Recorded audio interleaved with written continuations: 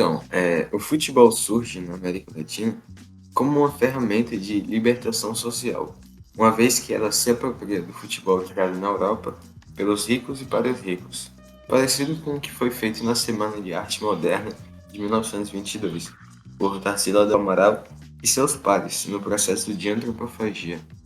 Esse processo consiste no ato de comer gente, e significa que ele se apropria de técnicas, nesse caso o futebol, e ressignifica elas, transformando em algo nacional, algo identitário nacional.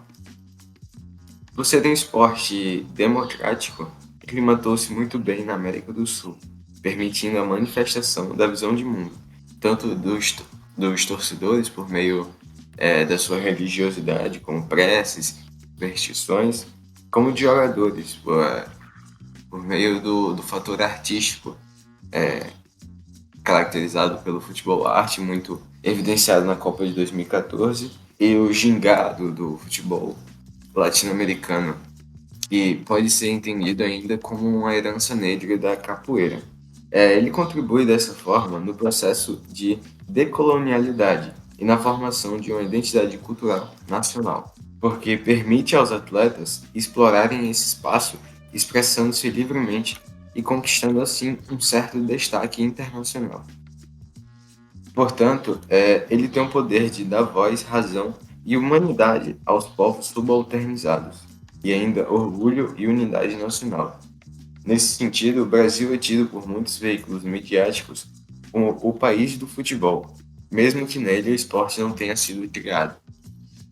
Ao mesmo tempo que ele expõe as manifestações positivas, e é um forte elemento de singularização e diferenciação cultural, ele também expõe as manifestações negativas que são reproduzidas, num processo que a gente pode entender como um pós-colonialismo, no qual a ideologia dos povos dominantes continuam a regar preconceitos e discriminações nos estádios, perpetrando racismo e violências.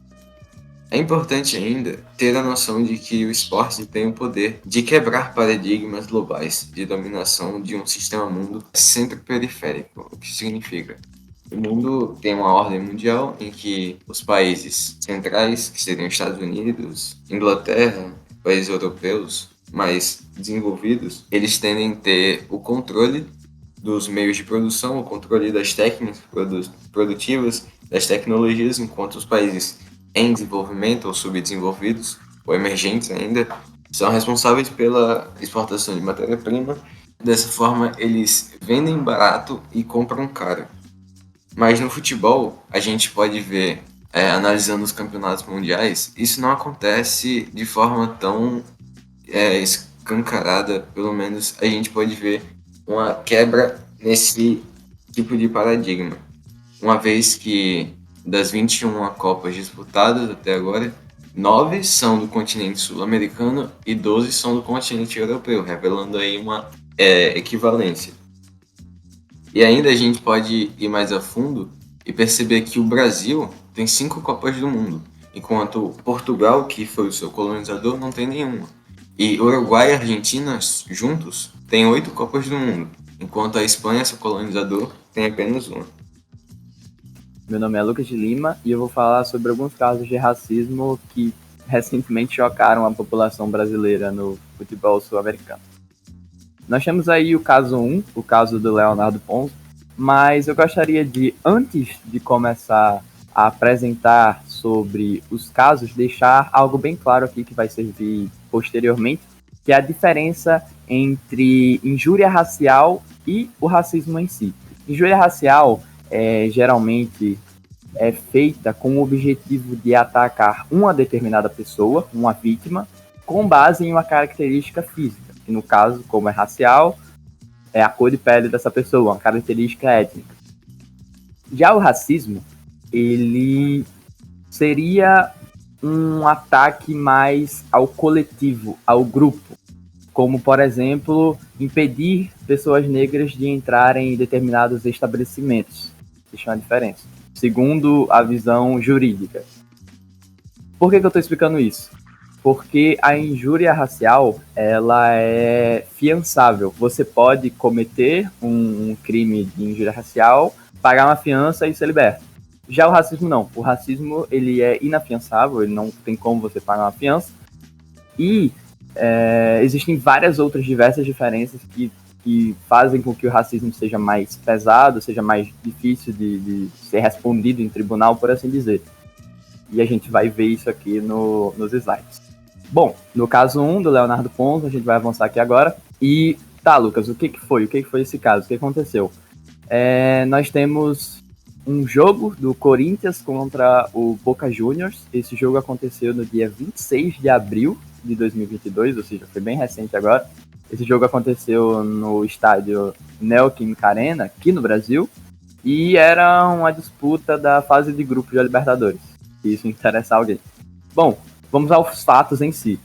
Um torcedor do Boca Juniors, que no caso é esse Leonardo Ponzo que eu citei, foi flagrado por câmeras de segurança e pelos próprios jogadores corintianos, imitando um macaco e, enfim, proferindo palavras racistas, enquanto olhava para as arquibancadas do Corinthians, né? Já que essas imagens foram gravadas, ele acabou sendo detido na própria noite do jogo. Logo em seguida, ele pagou a fiança, já que o que ele cometeu foi um crime de injúria racial, e foi liberto. Detalhe, a fiança foi de R$3.000. Enfim, o argentino Leonardo Ponzo foi detido, pagou a fiança, e no outro dia, quando ele estava voltando para a Argentina, ele tirou uma foto com outro torcedor do Boca Juniors, essa foto que vocês estão vendo no slide, que tem ele e o outro torcedor, e em cima uma legenda dizendo "Acá não passou nada", eu não sei ler espanhol, mas está dizendo que é tipo, aqui não aconteceu nada, como se ele estivesse debochando e tirando sarro de toda a situação que tinha acabado de acontecer só porque ele pagou a fiança e agora estava liberto, ou seja, para ele tanto faz. Bom, seguindo agora para o segundo caso, nós temos o caso dos torcedores do Boca Juniors. É um caso bem similar, na verdade. Ele aconteceu cerca de 2 meses depois do primeiro jogo. Ele tem basicamente a mesma estrutura.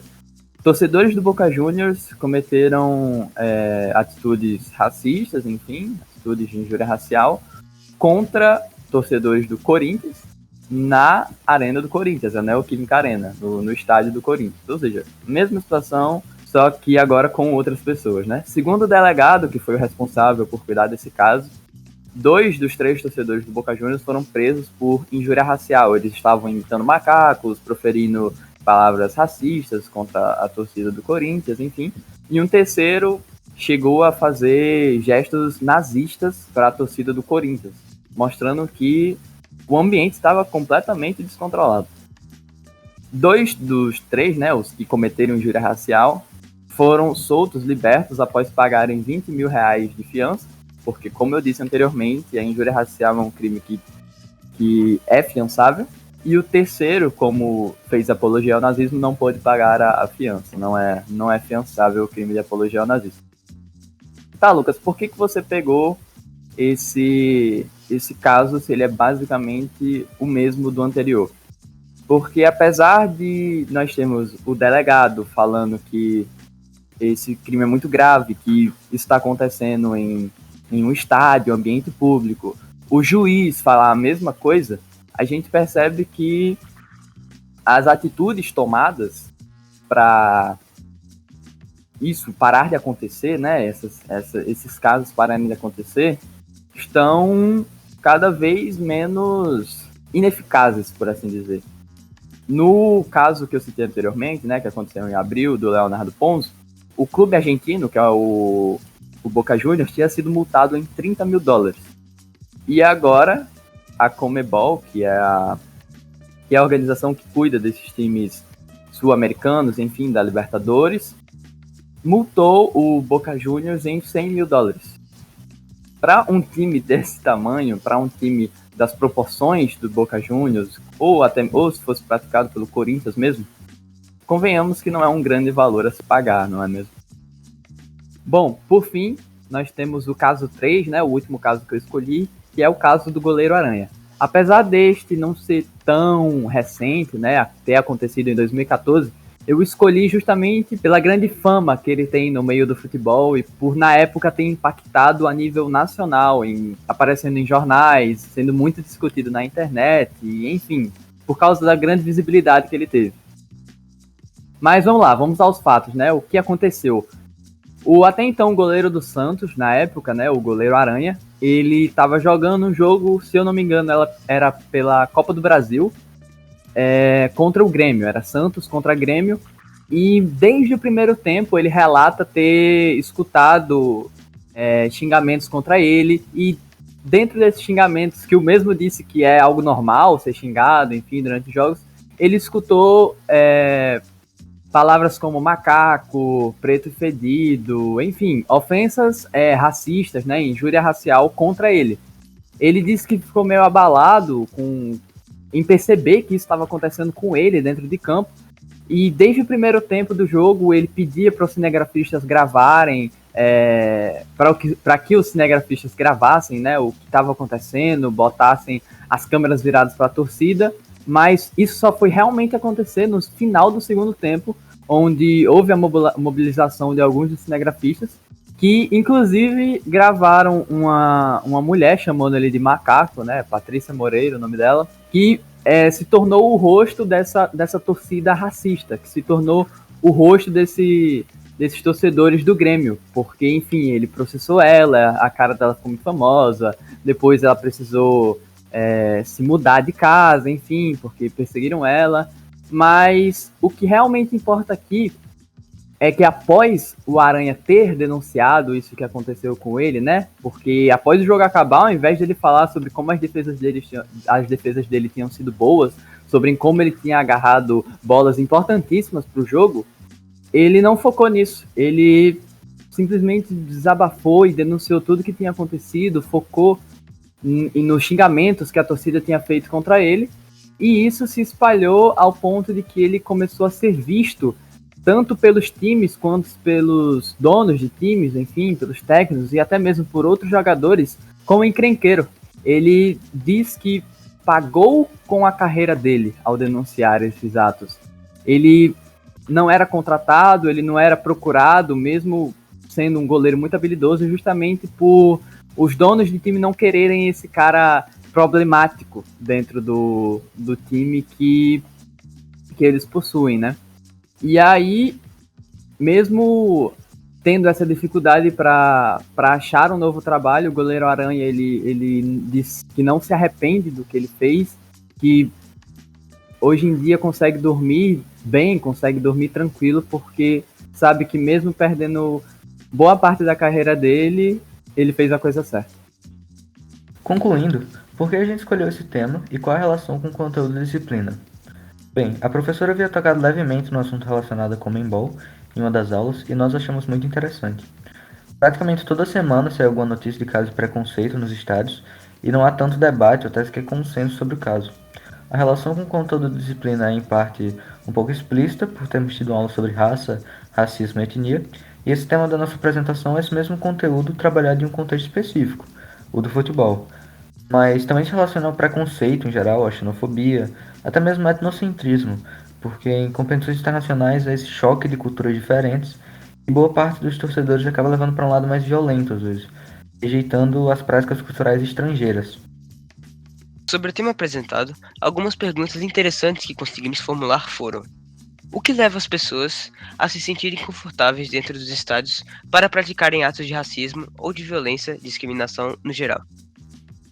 Pressupondo que racismo praticado por um jogador ou um pequeno grupo de indivíduos é um acontecimento muito diferente de racismo praticado por uma torcida inteira, de qual maneira as instituições como a Conmebol e a CBF devem lidar com ambos? Se um jogador ficou omisso em relação aos casos de racismo no futebol, pode-se considerar que ele está contribuindo para o racismo estrutural neste ambiente, ou seria um direito dele permanecer calado diante da situação?